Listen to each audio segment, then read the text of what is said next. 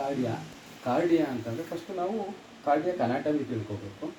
ಅದಾದಮೇಲೆ ಹಾರ್ಟ್ಗೆ ಬರುವಂಥ ಕಾಯಿಲೆಗಳ ಬಗ್ಗೆ ತಿಳ್ಕೊಬೇಕು. ಆ ಹಾರ್ಟ್ಗೆ ಬರುವಂಥ ಕಾಯಿಲೆಗಳನ್ನ ನಾವು ಯಾವ ಥರ ಡಯಾಗ್ನೋಸ್ ಮಾಡ್ಬೋದು ಅಂತ ತಿಳ್ಕೊಬೇಕು. ಒಂದು ಸತಿ ಅದು ಏನಾಗಿದೆ ಡಯಾಗ್ನೋಸಿಸ್ ಬಂದರೆ ಅದಾದಮೇಲೆ ನೆಕ್ಸ್ಟ್ ನಾವೇನು ಟ್ರೀಟ್ಮೆಂಟ್ ಕೊಡಬೇಕು ಅಥವಾ ಎಲ್ಲಿಗೆ ರೆಫರ್ ಮಾಡಬೇಕು, what is the next step ಅಂತ ನಾನು ಮೊದಲನೇದಾಗಿ ಫಿಸಿಯಾಲಜಿನಲ್ಲಿ ಹೋದಾಗ ಜನರಲಾಗಿ ನಾವು ಇಷ್ಟೇ ಸೀರಮ್ ಎಲೆಕ್ಟ್ರೋಲೈಟ್ಸ್ ಅಂತ ಮಾಡ್ತೀವಿ. ನಾವು ಸೀರಮ್ ಎಲೆಕ್ಟ್ರೋಲೈಟ್ಸ್ ಮಾಡಿದಾಗ ನಾವು ನೋಡೋದು ಸೋಡಿಯಂ, ಪೊಟ್ಯಾಷಿಯಮ್ ಮತ್ತು chloride.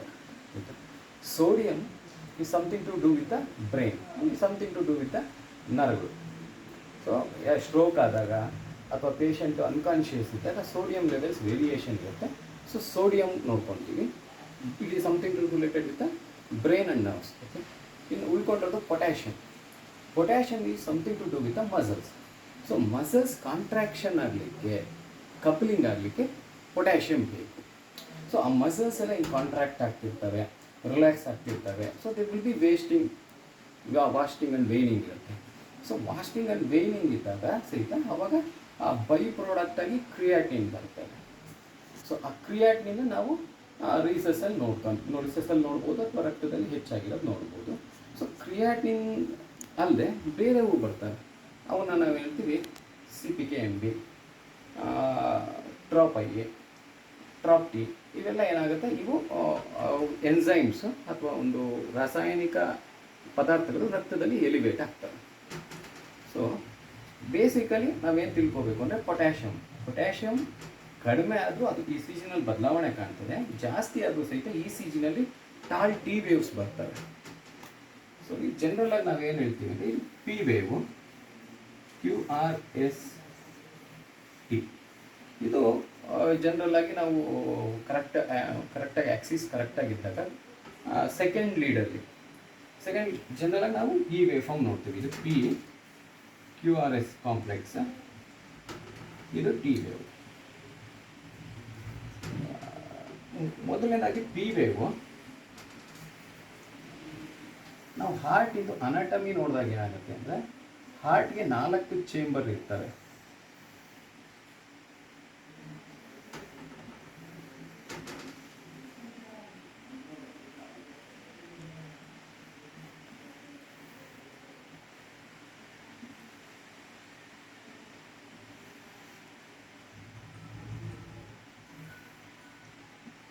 Right atrium, right ventricle, left atrium, left ventricle.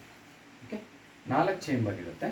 ಈ RAR ರೈಟ್ ಏಟ್ರಿಯಮ್ ಮತ್ತು ಲೆಫ್ಟ್ ಏಟ್ರಿಯಮ್ಮು ಕಾಂಟ್ರಾಕ್ಷನ್ ಆದಾಗ ಅದು ಪಿ ವೇವ್ ಆಗಿ ಕಾಣಿಸ್ಕೊಡುತ್ತೆ. ಅದನ್ನು ನಾವು ಡಿಪೋಲರೈಸೇಷನ್ ಅಂತ ಹೇಳ್ತೀವಿ. ಸೊ LA ಮತ್ತು ರೈಟ್ ಏಟ್ರಿಯಮ್, ಲೆಫ್ಟ್ ಏಟ್ರಿಯಮ್ದು ಡಿಪೋಲರೈಸೇಷನ್ ಪಿ ವೇವ್ ರೂಪದಲ್ಲಿ ಕಾಣಿಸ್ಕೊಡುತ್ತೆ. Next right atrium, right ventricle, left ventricle ಏನು ಮಾಡ್ತವೆ, ನೆಕ್ಸ್ಟ್ ಅವುಗಳದ್ದು ಡಿಪೋಲರೇಷನ್ QRS ಕಾಂಪ್ಲೆಕ್ಸ್ ಆಗಿ ಕಾಣಿಸ್ಕೊಳ್ತದೆ. ಸೊ ಅದು ಪಂಪ್ ಮಾಡೋದನ್ನು QRS ಕಾಂಪ್ಲೆಕ್ಸ್ ಆಗಿ ಕಾಣಿಸ್ಕೊಳ್ತದೆ. ನೆಕ್ಸ್ಟು ಟಿ ವೇವ್, ಅದಾದಮೇಲೆ ಅದು ಲೇಟ್ ರಿಪೋಲರೈಸೇಷನ್ ಆಗುತ್ತೆ. ವೆಂಟ್ರಿಕ್ಯುಲರ್ ರಿಪೋಲರೈಸೇಷನ್ ನಮಗೆ ಟಿ ವೇವ್ ಥರ ಕಾಣುತ್ತದೆ. ಸೊ ಇದು normal QRS complex. Okay, this is normal ECG. So ಈಗ ಹಾರ್ಟ್ಗೆ ಬೇಸಿಕಲಿ 4 ಚೇಂಬರ್ ಇದೆ, 4 ಬಾಗಿಲಿರುತ್ತೆ ಅದಕ್ಕೆ.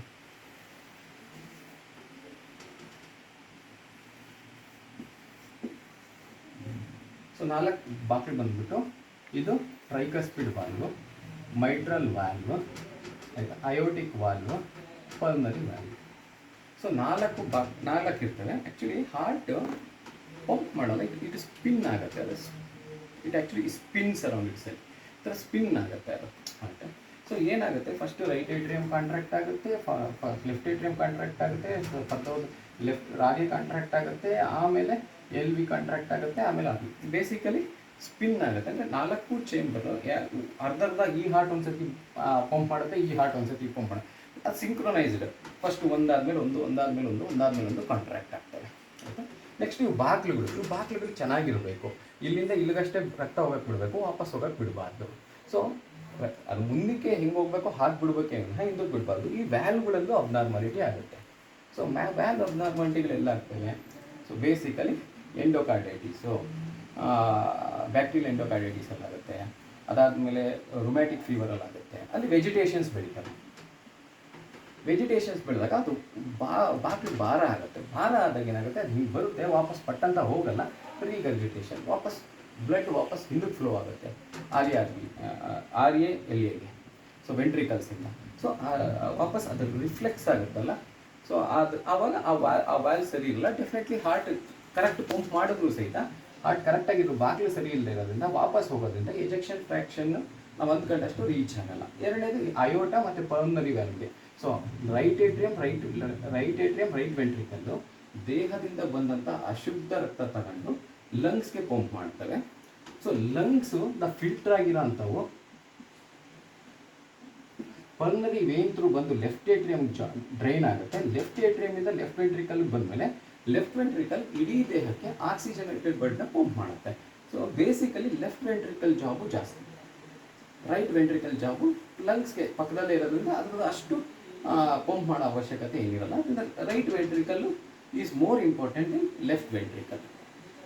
ಇದಾದಮೇಲೆ ಸೊ ಏನೇನಾಗ್ಬೋದು, ಯಾವ್ಯಾವ ಅನಾಟಮಿ ಅಂತಂದರೆ ಇದು ಪೆರಿಕಾರ್ಡಿಯಮ್ಮು. ಸೊ ಯಾವುದೇ ಒಂದು ಆರ್ಗಾನ್ ಸುತ್ತ ದೇವರು ನೀರಿಟ್ಟಿರ್ತಾನೆ. ಸೊ ಆ ನೀರೊಳಗಡೆ ಅವನು ತನ್ನ ಇಂಪಾರ್ಟೆಂಟ್ ಆರ್ಗಾನ್ಸ್ನ ಸೇಫ್ ಮಾಡ್ತಾನೆ. ಫಾರ್ ಎಕ್ಸಾಂಪಲ್ ಪ್ಲೂರಲ್ ಫ್ಲೂಯಿಡ್, ಚೆಸ್ಟಲ್ಲಿ ಲಂಗ್ ಸುತ್ತ ಫ್ಲೂಯಿಡ್ ಇರುತ್ತೆ. ಅದೇ ಥರ ಹಾರ್ಟ್ ಬ್ರೈನ್ ಸುತ್ತ ಫ್ಲೂಯಿಡ್ ಇರುತ್ತೆ, CSF. ಕಂಕಷನ್ ಇಂಜುರಿ ಸಡನ್ ಹಿಂಗೆ ಅಂದರೂ ಬ್ರೈನ್ಗೆ ಏನೂ ಆಗಲ್ಲ, ಆ ಫ್ಲೂಯಿಡ್ ಡಿಸ್ಲೊಕೇಟ್ ಆಗಿ ಹೆಲ್ಪ್ ಮಾಡುತ್ತೆ. ಅದೇ ಥರ ಹಾರ್ಟ್ ಸುತ್ತಲೂ ಒಂದು ಫ್ಲೂಯಿಡ್ ಇರುತ್ತೆ, ಅದು ಪೆರಿಕಾರ್ಡಿಯಲ್ ಫ್ಲೂಯಿಡ್ ಇರುತ್ತೆ. ಅದು ಜಾಸ್ತಿ ಆಗ್ಬೋದು, ಪೆರಿಕಾರ್ಡಿಯಲ್ ಫ್ಲೂಯಿಡ್ ಜಾಸ್ತಿ ಆದಾಗಲೂ ಸಹಿತ ECG ಅಬ್ನಾರ್ಮಾಲಿಟಿ ಬರುತ್ತೆ. ಸೊ ಒಂದು ಪೆರಿಕಾರ್ಡಿಯೈಟಿಸ್, ಇನ್ನೊಂದು ಎಂಡೋಕಾರ್ಡೈಟಿಸ್. ಈ ಲೇಯರ್ ಇರುತ್ತಲ್ಲ, ಈಗ ಹೇಗೆ ಬಾಯಿ ಒಳಗಡೆ ಒಂದು ಮ್ಯೂಕಸ್ ಮೆಂಬ್ರೇನ್ ಇದೆ, ಅದೇ ಥರ ಹಾರ್ಟ್ ಒಳಗಡೆ ಒಂದು ಮ್ಯೂಕಸ್ ಮೆಂಬ್ರೇನ್, ಅದನ್ನು ಎಂಡೋಕಾರ್ಡಿಯಮ್ ಅಂತ ಹೇಳ್ತೀವಿ. ಸೊ ಎಂಡೋಕಾರ್ಡಿಯಮ್ ಇರುತ್ತೆ, ಮಧ್ಯದಲ್ಲಿ ಮೋರ್ ಕಾಂಟ್ರಾಕ್ಟ್ ಆಗೋಂಥ ಜಾಗ ಮಯೋಕಾರ್ಡಿಯಮ್, ಅದನ್ನು ಮಸಲ್ ಬಲ್ಕ್ ಅಂತ ಹೇಳ್ತೀವಿ. ಸೊ ಬೇಸಿಕಲಿ ಪೆರಿಕಾರ್ಡಿಯಮ್ಮು, ಮಯೋಕಾರ್ಡಿಯಮ್ಮು, ಎಂಡೋಕಾರ್ಡಿಯಮ್, ಈ ಥರ 3 ಜಾಗಗಳಿರ್ತವೆ. ಸೊ ಈಗ ಹಾರ್ಟ್ಗೆ ಯಾವ್ಯಾವ ಥರ ಕಾಯಿಲೆ ಬರ್ಬೋದು? ಜನರಲ್ ಆಗಿ ಹಾರ್ಟ್ಗೆ ಮಾಮೂಲಿ ದೇಹದ ಯಾವ ಅಂಗಾಂಗಕ್ಕೆ ಕಾಯಿಲೆ ಬರೋ ಚಾನ್ಸ್ ಇದೆ ಅದೆಲ್ಲವೂ ಈ ಹಾರ್ಟ್ಗೂ ಬರುತ್ತೆ. ಒಂದು ಅದಕ್ಕೆ ಇನ್ಫೆಕ್ಷನ್ ಆಗ್ಬೋದು. ಇನ್ಫೆಕ್ಷನ್ ಆದಾಗ ಏನಾಗುತ್ತೆ, ಪೆರಿಕಾರ್ಡೈಟಿಸ್ ಆಗ್ಬೋದು, ಅಲ್ಲಿ ಸುತ್ತ ನೀರು ತುಂಬ್ಕೋಬೋದು. ಒಂದು ಪೇಷಂಟ್ ಪೇಯ್ನ್ ಅಂತ ಕಂಪ್ಲೇಂಟ್ ಮಾಡ್ಬೋದು. ಸ್ವಲ್ಪ ನೀರು ತುಂಬ್ಕೊಂಡೋಗಿ ಇನ್ಫ್ಲಮೇಷನ್ ಇದ್ದಾಗ ಪೇಷಂಟ್ ಕಂಪ್ಲೇಂಟ್ ಮಾಡ್ತಾನೆ ಪೇಯ್ನ್ ಅಂತ. ಅವನು ಬಟ್ ಆ ಪೇಯ್ನ್ MI ಪೇಯ್ನ್ ಥರ ಸಡನ್ ಇರೋಲ್ಲ, ಕನ್ಸಿಸ್ಟೆಂಟಾಗಿ ಕಂಟಿನ್ಯೂಯಸ್ ಆಗಿರುತ್ತೆ. ಅವ್ನು ಚೆಸ್ಟ್ ಪೇಯ್ನ್ ಇರುತ್ತೆ, ಅವನು ಬ್ರೀದಿಂಗ್ ಡಿಫಿಕಲ್ಟಿ ಎಲ್ಲ ಇರುತ್ತೆ, ಅವ್ನು ಕಂಪ್ಲೇಂಟ್ ಮಾಡ್ತಿರ್ತಾನೆ. ಸೊ ಒಂದು ಪೆರಿಕಾರ್ಡಿಯಮ್. ಇನ್ನೊಂದು ಅದರಲ್ಲಿ ಜಾಸ್ತಿ ಫ್ಲೂಯಿಡ್ ಕಲೆಕ್ಷನ್ ಆಗಿಬಿಡುತ್ತೆ. ಈಗ ಜನರಲ್ ಆಗಿ ಗಾಂಜಾ ಸೇರ್ತಾರಲ್ಲ ಅಂಥವರಲ್ಲಿ ಏನಾಗುತ್ತೆ, ಪೆರಿಕಾರ್ಡಿಯಲ್ ಫ್ಲೂಯಿಡ್ ಜಾಸ್ತಿ ಕಲೆಕ್ಟ್ ಆದರೆ ಡೆಫಿನೆಟ್ಲಿ ಹಾರ್ಟ್ ಮಯೋಕಾರ್ಡಿಯಮ್ನ ಅದು ಮುಂದಕ್ಕೆ ತಂದುಬಿಡುತ್ತೆ. ಸೊ ಮಯೋಕಾರ್ಡಿಯಮ್ ಚಿಕ್ಕದಾಗುತ್ತೆ. ಸೊ ಅವಾಗ ಏನಾಗುತ್ತೆ, ಪೆರಿಕಾರ್ಡಿಯೈಟಿಸಲ್ಲೂ ಸಹಿತ ECGನಲ್ಲಿ ಚೇಂಜಸ್ ಕಾಣಿಸುತ್ತೆ.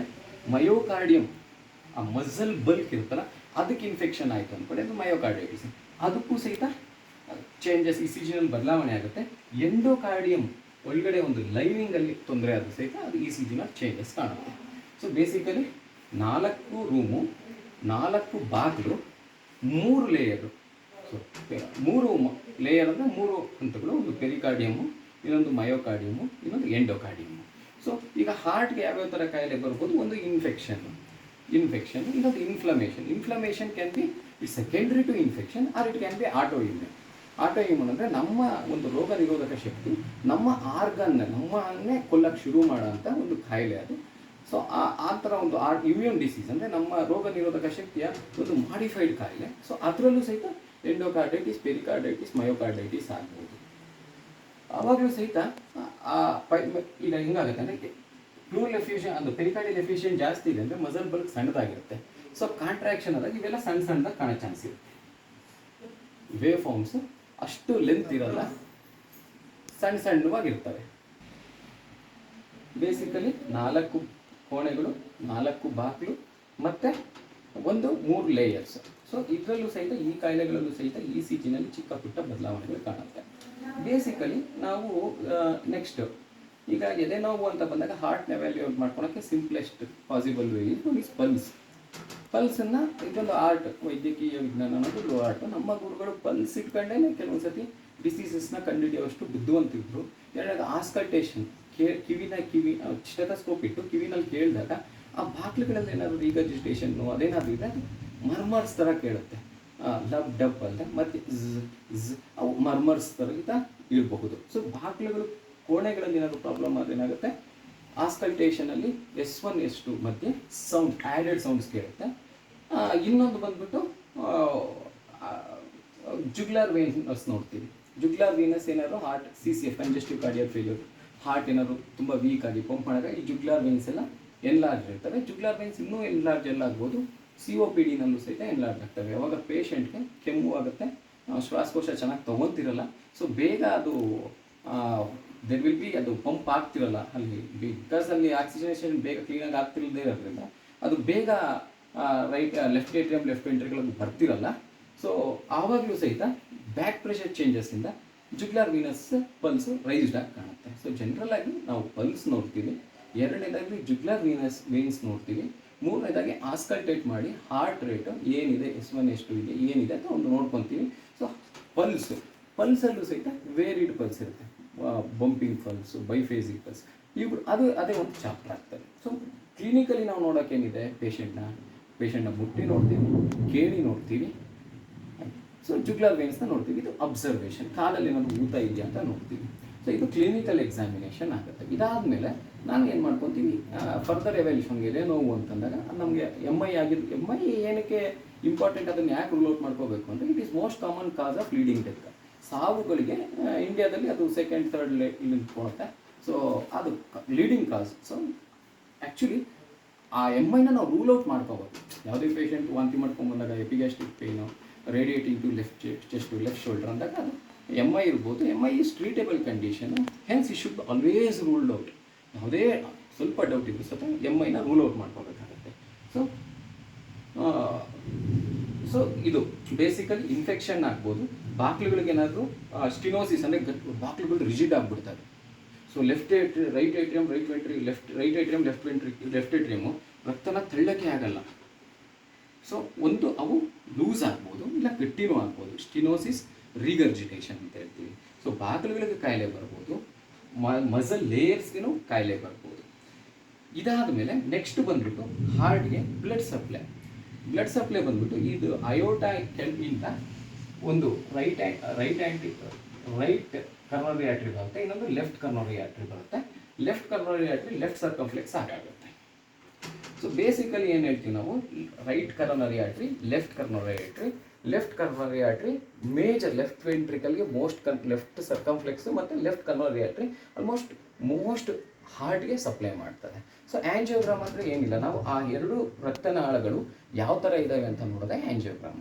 ಸೊ ಆ ರಕ್ತನಾಳಗಳನ್ನ ಒಂದು ಅಭ್ಯಾಸಿಸುವ ಅದನ್ನು ಕರೋನರಿ ಆ್ಯಂಜಿಯೋಗ್ರಾಮ್ ಅಂತ ಹೇಳ್ತೀವಿ.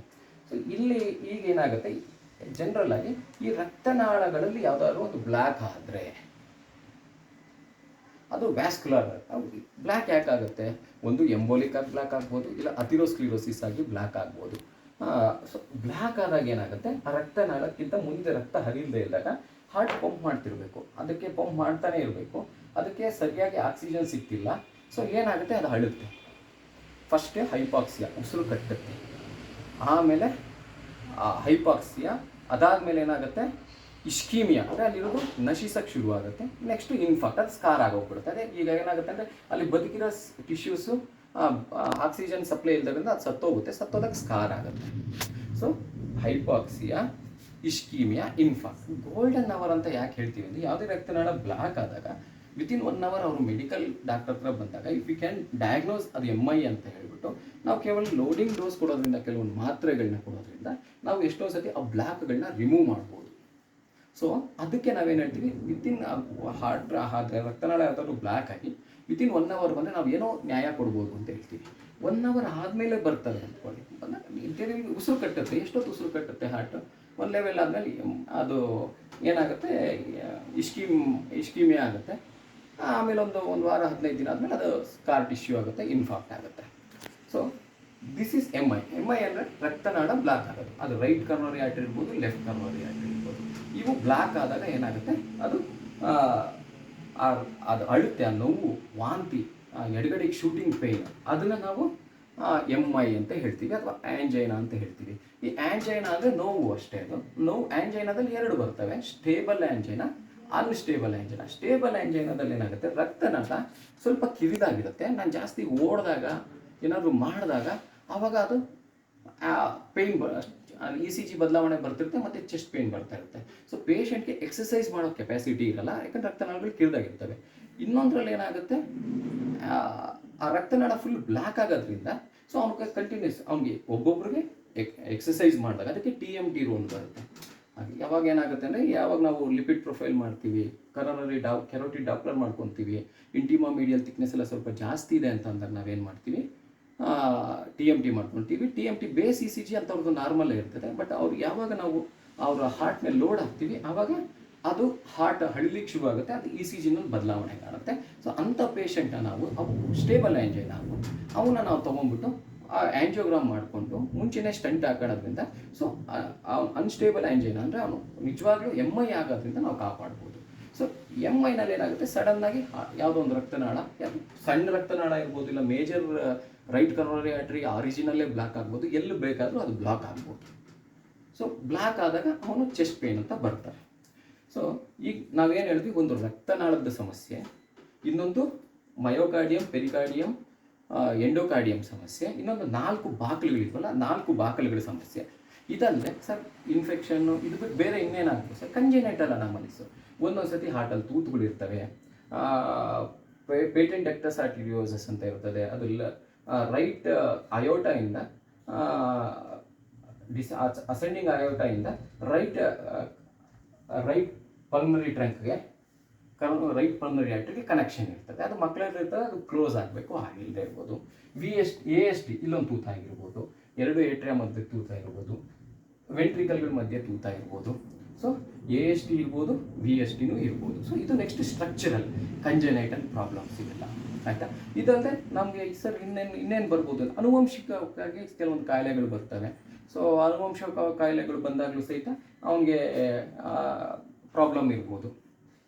ಅನುವಂಶಿಕವಾದ ಕಾಯಿಲೆಗಳು ಅವು ಸಿಸ್ಟಮಿಕ್ ಡಿಸೀಸಸ್, ಅವು ಅಂದರೆ ಎಲ್ಲ ಪಾರ್ಟ್ನೂ ಇನ್ವಾಲ್ವ್ ಆಗಿರುತ್ತೆ, ಅದ್ರ ಜೊತೆನಲ್ಲೇ ಹಾರ್ಟ್ನೂ ಇನ್ವಾಲ್ವ್ ಆಗಿರುತ್ತೆ. ಸೊ ಅನುವಂಶೀಯ ಕಾಯಿಲೆಗಳು. ಇದಾದಮೇಲೆ ಏನಕ್ಕೆ ಸರ್, ಕ್ಯಾನ್ಸರು ಆಗ್ಬೋದಲ್ವ? ಹೌದು, ಎಲ್ಲಿ ಬೇಕನ್ನ ಕ್ಯಾನ್ಸರ್ ಆಗ್ಬೋದು. ಸೊ ಇಲ್ಲೇನಾಗ್ಬೋದು, ಲೆಫ್ಟ್ ಏಟ್ರಿಯಲ್ ಮಿಕ್ಸೋಮಾ ಅಂತ ಆಗುತ್ತೆ, ಆಯಿತಾ. ಆಮೇಲೆ ರ್ಯಾಬ್ಡೋಮಯೋಮಾ ಆಗ್ಬೋದು, ಆಯಿತಾ. ಸೊ ಇವನ್ ಹಾರ್ಟ್ಗೂ ಸಹಿತ ಟ್ಯೂಮರ್ಸ್ ಬರ್ಬೋದು, ಅರ್ಥ ಆಯ್ತಾ. ಸೊ ಹಾರ್ಟ್ಗೂ ಸಹಿತ ಕಾಯಿಲೆ ಕ್ಯಾನ್ಸರ್ಗಳು ಬರ್ಬೋದು. ಸೊ ಎಲ್ಲ ಥರದ ದೇಹದ ಎಲ್ಲ ಅಂಗಗಳಿಗೂ ಬರೋದಿರ್ತಾರೆ, ಇದಕ್ಕೂ ಎಲ್ಲ ಥರದ ಕಾಯಿಲೆಗಳು ಬರೋ ಚಾನ್ಸ್ ಇರ್ತದೆ. ಸೊ ಇವು ಬೇಸಿಕಲಿ ನಾವೇನು ಹೇಳ್ತೀವಿ, ನಾವು ECG ಮಾಡ್ಕೊತೀವಿ. ECGನಲ್ಲಿ ಅದು ಕಾಂಟ್ರಾಕ್ಟಿಲಿಟಿ ತೋರಿಸುತ್ತೆ. ಬಟ್ ಸರ್ ಕಾಂಟ್ರಾಕ್ಟಿಲಿಟಿ ಅದು ಹೆಂಗೆ ಈ ವೇ ಫಾರ್ಮಲ್ಲಿ ಹೆಂಗೆ ಬರ್ತಾ ಇದೆ ಅಂತ ಕೇಳಿದ್ರೆ, ಬೇಸಿಕಲಿ ಈಗ ಯಾವುದೇ ಒಂದು ರೂಮಿಗೆ ಒಂದು ಎಲೆಕ್ಟ್ರಿಕಲ್ ಸಪ್ಲೈ ಇರ್ತದೆ. ಸೊ ಒಂದು ಎಲೆಕ್ಟ್ರಿಕಲ್ ಸಪ್ಲೈ ಯಾವ ಥರ ಇದೆ ಅಂತ ಚೆಕ್ ಮಾಡೋದು ECG. ಇಲ್ಲೇನಾಗಿರುತ್ತೆ, SA ನೋಡ್ ಇರುತ್ತೆ, ಇಲ್ಲಿ AV ನೋಡ್ ಇರುತ್ತೆ, ಇದು ಬಂಡಲ್ ಇರುತ್ತೆ, ಇದು ನೆಕ್ಸ್ಟ್ ರೈಟ್ ಲೆಫ್ಟ್ ಬಂಡಲ್ ಬ್ರಾಂಚ್ಗಳಾಗ್ತವೆ. ಸೊ ಇವು ನೆಕ್ಸ್ಟ್ 2 ವೆಂಟ್ರಿಕಲ್ನ ಕವರ್ ಮಾಡ್ತವೆ. So SA node, AV node. So ಇಲ್ಲಿಂದ ಇಲ್ಲಿಗೆ ಟ್ರಾನ್ಸ್ಮಿಷನ್, ಈ ಜನರೇಟರಿಂದ ಇಲ್ಲಿ ಕಂಟ್ರೋಲ್ ಪ್ಯಾನಲ್ ಬರುತ್ತೆ, ಇಲ್ಲಿಂದ ಇದು ತನ್ನ ಸಿಗ್ನಲ್ಸ್ನ ಕಳಿಸ್ಕೊಡುತ್ತೆ. ಸೊ ಬೇಸಿಕಲಿ ನಾವೇನಂದ್ರೆ, ಈ ಎಲೆಕ್ಟ್ರಿಕಲ್ ಸಿಗ್ನಲ್ಸ್ ಯಾವ ಥರ ಮೂವ್ ಆಗುತ್ತೆ, ಯಾವ ಥರ ಸಿಗ್ನಲ್ಸ್ ಬರುತ್ತೆ ಅನ್ನೋದನ್ನ ಅಭ್ಯಸಿಸುವ ಕ್ರಿಯೆನೇ ECG.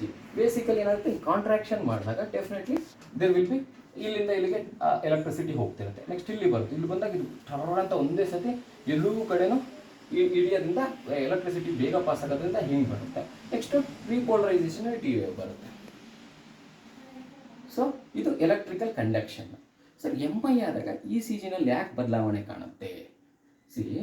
ಈಗ ಇದು ಒಂದು ರೂಮ್ ಅಂದ್ಕೊಂಡ್ರೆ, ಈಗ ಅಲ್ಲಿಗೊಂದು ಎಲೆಕ್ಟ್ರಿಕಲ್ ಸಪ್ಲೈ ಇದೆ, ಯಾವುದೋ ಒಂದು ರಕ್ತನಾಳ ಬ್ಲಾಕ್ ಆದಾಗ ಡೆಫಿನೆಟ್ಲಿ ಅಲ್ಲಿರುವಂತಹ ಯಾವುದೋ ಒಂದು ನರ್ವ್ ಹೋಗಿರುತ್ತೆ, ಅಲ್ಲಿಂದ ಎಲೆಕ್ಟ್ರಿಕಲ್ ಒಂದು ವೈರ್ ಹೋಗಿರುತ್ತೆ, ಆ ವೈರ್ ಕಟ್ ಆಗ್ಬೋದು.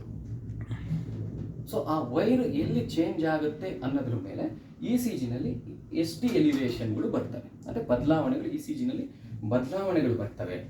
ಸೊ ಅದು ಅರ್ಲಿಯೆಸ್ಟ್ ಸೈನ್.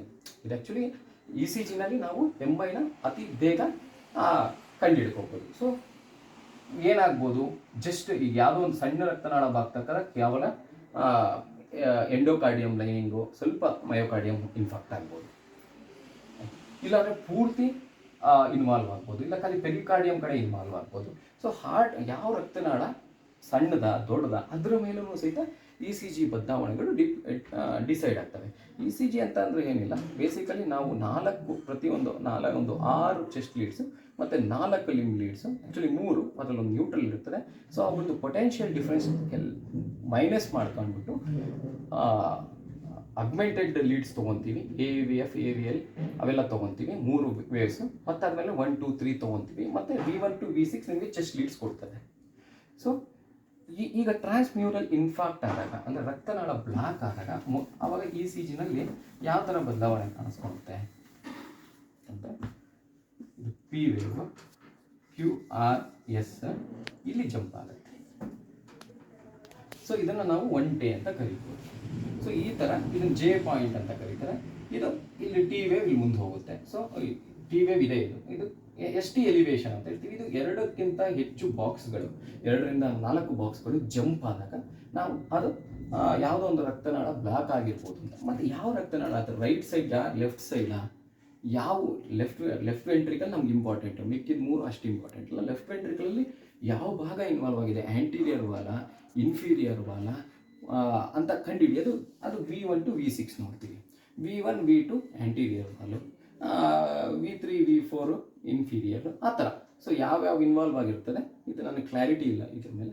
ಸೊ ಯಾವ ಪಾರ್ಟ್ ಆಫ್ ಹಾರ್ಟ್ ವಾಲ್ ಗೋಡೆ ಇನ್ವಾಲ್ವ್ ಆಗಿರುತ್ತೆ ಅದರ ಮೇಲೆ ಯಾವ V1 to V6ನಲ್ಲಿ ಬೇರೆ ಬೇರೆ ಬೇರೆ ಇದರಲ್ಲಿ ನಮಗೆ ಈ ST ಎಲಿವೇಶನ್ ಕಾಣುತ್ತೆ. ಸೊ ಈ ST ಎಲಿವೇಶನ್ ಕಂಡಾಗ ಏನಾಗುತ್ತೆ, ಸೊ ಬೇಸಿಕಲಿ ಎಲ್ಲೋ ಒಂದು ಕಡೆ ರಕ್ತನಾಳಕ್ಕೆ ಹೃದಯಕ್ಕೆ ರಕ್ತದ ಸಪ್ಲೈ ಕರೆಕ್ಟಾಗಿ ಆಗ್ತಿಲ್ಲ ಅಂತ, ಅವಾಗ ನಾವೇನು ಮಾಡ್ತೀವಿ, ಕೆಲವೊಂದು ಮಾತ್ರೆಗಳನ್ನ ಕೊಡ್ತೀವಿ, ಆ್ಯಂಜಿಯೋಗ್ರಾಮ್ ಪ್ರಿಫರ್ ಮಾಡ್ತೀವಿ. ಅಕಸ್ಮಾತ್ ಪೇಷಂಟ್ ತುಂಬ ಪೇಯ್ನ್ ಇದೆ ಅಂತ ಅಂದಾಗ ಏನಾಗುತ್ತೆ, ಜನರಲಾಗಿ ಏನಾಗುತ್ತೆ ಅಂದರೆ ಅಥಿರೋಸ್ಕ್ಲಿರೋಸಿಸ್ ಏನಂದರೆ ಹಿಂಗೆ ರಕ್ತನಾಳದಲ್ಲಿ ಒಂದು ಲೇಯರ್ ಇರುತ್ತೆ, ಫ್ಯಾಟ್ ಲೇಯರು.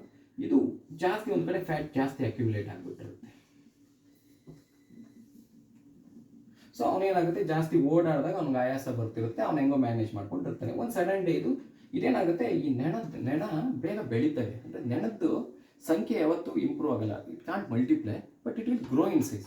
ಸೊ ಈ ಗ್ರೋಯಿಂಗ್ ಸೈಜ್ನ ನೀವು ಫ್ಯಾಟ್ ಡಿಪಾಸಿಟ್ ಮಾಡಬೇಕಲ್ಲ, ರಕ್ತದಲ್ಲಿರೋ LDL ಬಂದ್ಬಿಟ್ಟು ಪೆರಿಫೆರಿಗೆ ಫ್ಯಾಟ್ ಡಿಪಾಸಿಟ್ ಮಾಡುತ್ತೆ. HDL ಪೆರಿಫೆರಿಯಿಂದ ಫ್ಯಾಟ್ನ ಲಿವರ್ಗೆ ತಗೊಂಡು ಹೋಗುತ್ತೆ. ಅದಕ್ಕೆ HDL ಒಳ್ಳೆ ಕೊಲೆಸ್ಟ್ರಾಲು.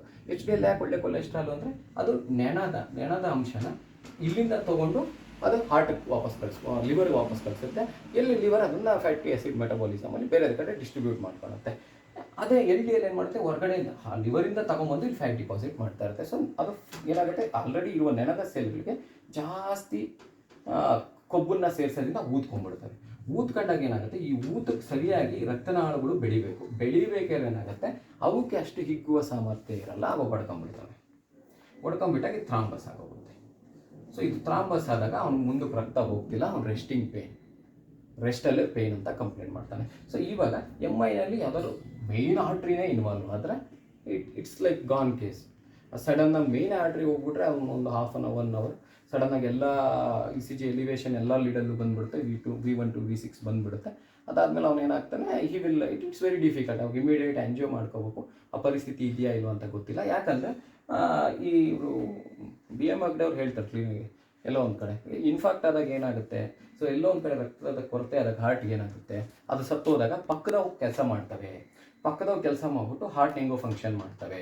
ಸೊ ಅದೇನಾಗುತ್ತೆ, ಸೆಲ್ ಸ್ಲಿಪ್ಪೇಜ್ ಆಗುತ್ತೆ, ಸೆಲ್ಗಳು ಚೆನ್ನಾಗಿರೋ ಸೆಲ್ಗಳು ಅಲ್ಲಿಗೆ ಸ್ಲಿಪ್ ಆಗ್ತವೆ. ಸೊ ಏನಾಗುತ್ತೆ, ಸೆಲ್ಗಳು ಸ್ಲಿಪ್ ಆಗ್ಬೋದೇ ವಿನಃ ಸೆಲ್ ನಂಬರ್ಸ್ ಇನ್ಕ್ರೀಸ್ ಆಗಲ್ಲ. ಅರ್ಥ ಆಯ್ತಾ? ಸೊ ಈಗ ನಾವು 4 ಜನ ಮಾಡ್ತಾ ಇದ್ದೀವಿ ಕೆಲಸನ, 4 ಜನದ ಕೆಲಸನ 3 ಜನದ ಹತ್ರನೇ ಮಾಡಿಸಿದ್ರೆ ನಾವು ಮಾಡ್ತಿರ್ತೀವಿ, ಮಾಡೋಕ್ಕಾಗಲ್ಲ ಅಂತ. ಬಟ್ 4 ಜನ ಮಾಡಿದಷ್ಟು ಕಂಫರ್ಟಬಲಾಗಿ ನಾವು ಮಾಡ್ತಿರಲ್ಲ. ಸೊ ಅದು ಪ್ರಾಬ್ಲಮ್ ಆಗುತ್ತೆ. ಅದರಿಂದ ಅವ್ರು BM ಹೆಗ್ಡೆ ಅವ್ರು ಹೇಳ್ತಾರೆ, ಇದು ಅಟ್ರೋಸ್ಟ್ಯಾಟಿನ್ ಕೊಡೋದು ಬೇಡ, ಅದು ಬೇಡ, ಅದೆಲ್ಲ ಫಾಲ್ಸ್. ಅದು ಏನಾಗುತ್ತೆ, ನಾವು ಅಟ್ರೋಸ್ಟ್ಯಾಟಿನ್ ಕೊಡೋದ್ರಿಂದ ಈ ಪೆರಿಫೆರಲ್ ಅಕ್ಯುಮುಲೇಷನ್ LDLನ ಕಡಿಮೆ ಮಾಡೋದ್ರಿಂದ ಎಲ್ಲರೂ ಅಥೆರೋಸ್ಕ್ಲೆರೋಸಿಸ್ ಚೇಂಜಸ್ ಕಡಿಮೆ ಆಗ್ತದೆ.